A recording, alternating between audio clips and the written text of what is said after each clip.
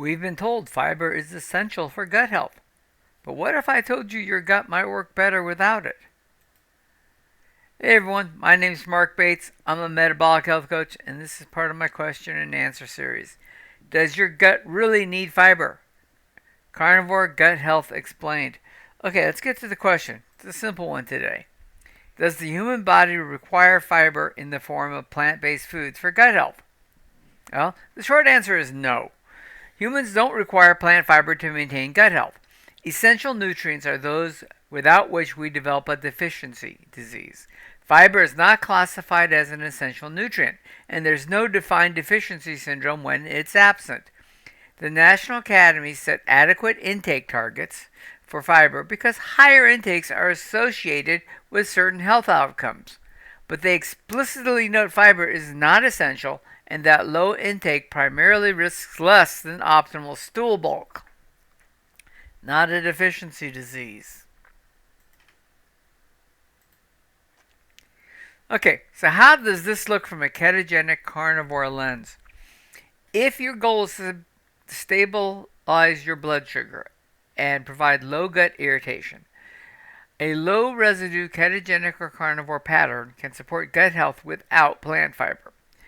Constipation isn't inevitable without fiber. In a prospective intervention in people with idiopathic constipation, stopping or reducing dietary fiber markedly improved bowel frequency, bloating, straining, and anal bleeding.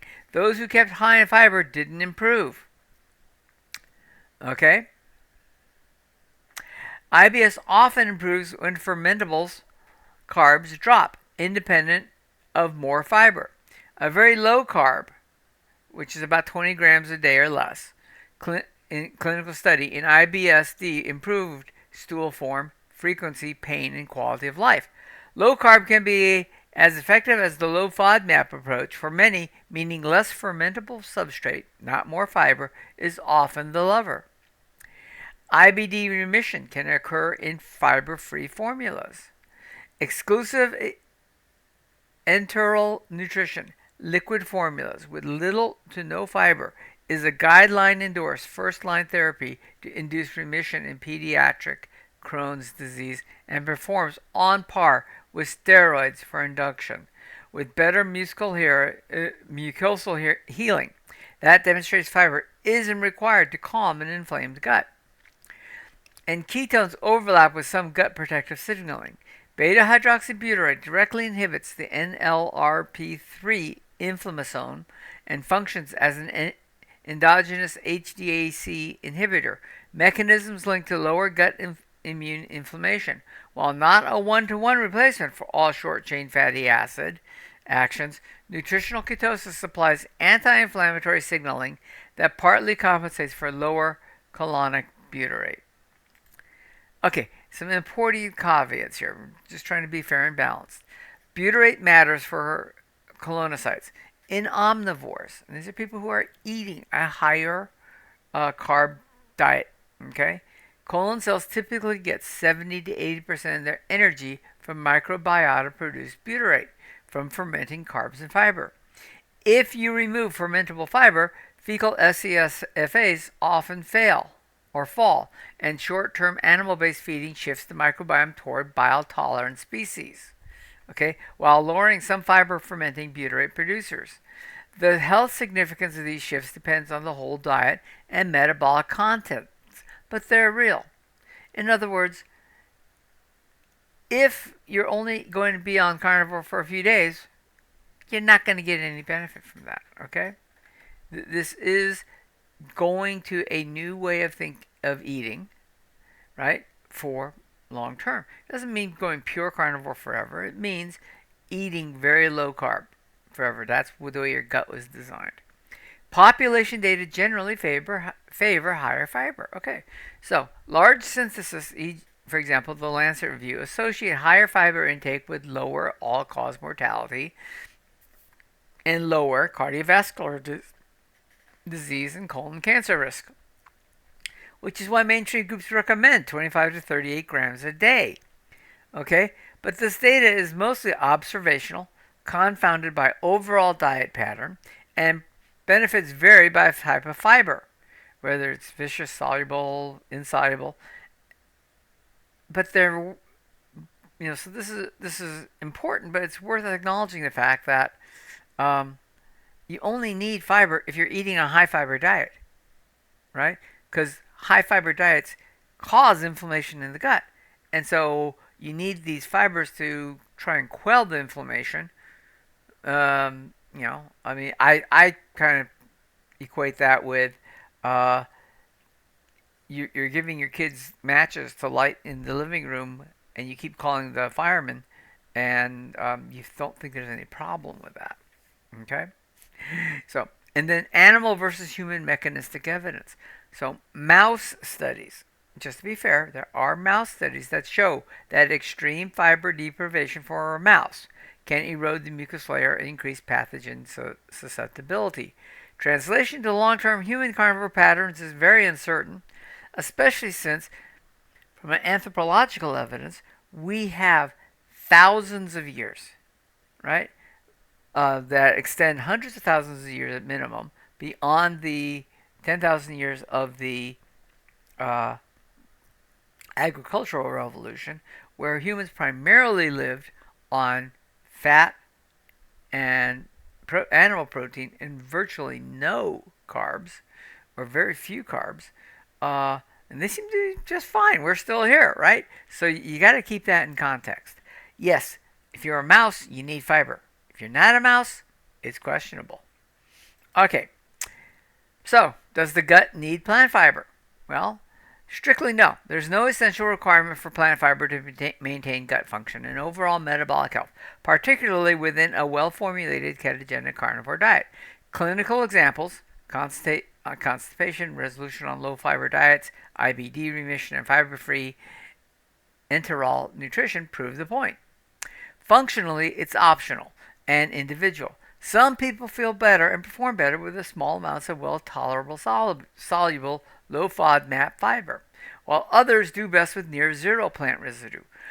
Our internal materials emphasize this nuance and highlight studies where eliminating fiber improves symptoms in sensitive individuals. This is very, very individual. Some people just like to have a little bit of fiber in their diet. And you know what? No one's telling you you're wrong. Okay? Here's some practical carnivore and keto tips for robust gut health, and there's no fiber required. Prioritize nose to tail nutrients: red meat, seafood, collagenous cuts, bone broth for glycine and gelatin, which all support mucosal proteins, right? Get the fat to protein ratio right. Enough animal fat to keep stools soft. Many do well near 1 to 1 by grams at the start. Means for every gram of fat, you have 1 gram of protein, or the other way around, however you want to think about that, okay? Electrolyte and hydration. Sodium, potassium, magnesium are crucial on keto to maintain motility and prevent keto constipation. Okay? Use fermentation ketone physiology to your advantage. Stable nutritional ketosis supplies BHP's anti-inflammatory effects. If you tolerate dairy, fermented dairy can add some beneficial microbes without adding plant fiber. Okay? You can also, if you tolerate it well, but I would do this well after you've gone through a healing phase on carnivore, you can add fermented vegetables like kimchi or something like that. They add a little bit of gut-friendly microbes as well. But once again, if the goal is healing, do not add kimchi because of the spices and it being a cabbage and all the other things. There are lots of problems with fermentable vegetables until you're healed. If you want fiber, be surgical. For specific issues, for example, loose stools, a small dose of a gentle fermentable fiber like psyllium or partially hydrolyzed gargum can help some, even on keto, without undermining ketosis. Others do worse on these. Test cautiously. Okay? Where mainstream guidance fits, there are some pros and cons here. So the pros of fiber. And this is the mainstream view. It supports stool bulk and regularity. Okay, so remember, if you want to have big stools, you got to eat fiber for that, right? Because if you're eating carnivore, guess what? Most of the food you're intaking is getting absorbed. And you have very small stools. Gotta think about that. Oh, and regularity. Well, one of the reasons you're always regular is that fiber tends to irritate the gut, and the gut's trying to get rid of it. And that's really what that is. Okay. Yes, there is a little bit of feeding of small chain fatty acids if you have fiber that ferments in your gut.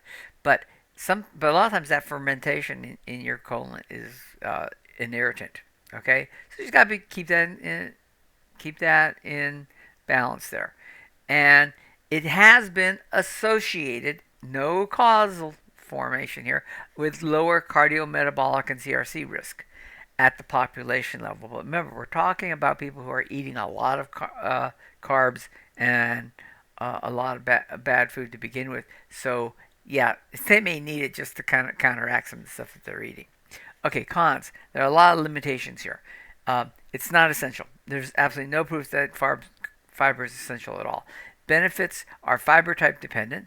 There are a lot of fibers that you shouldn't take, and a lot that might help. So I do like some surgical, individual type of fibers for very specific reasons. Okay, certain fibers worsen gas, bloating, and IBS.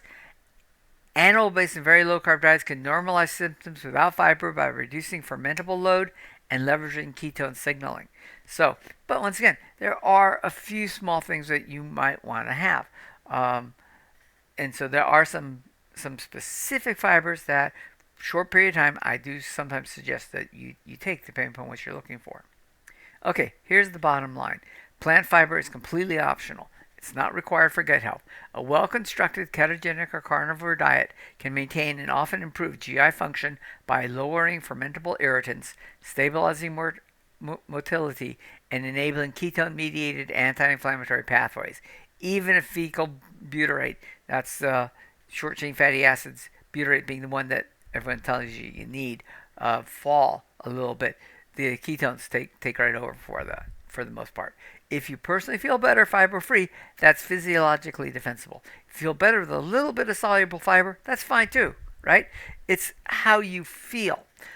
Let your symptoms, labs, and goals drive the level, not the dogma. Okay? It's all about how you're doing. All right. Thanks for watching, everyone. If you have any questions or comments, please leave them in the appropriate section here. We're also building a community here. I'm here to answer your questions. If you have something you want me to cover that I haven't covered in a previous video, let me know. Let me put it into the production stream. Let's get you some answers for what you want. So we're always here to try and answer your questions. And as always, if you haven't done so, please like this video, subscribe to the channel, and share it with a friend. If you do that, it helps this channel a great deal, so thanks.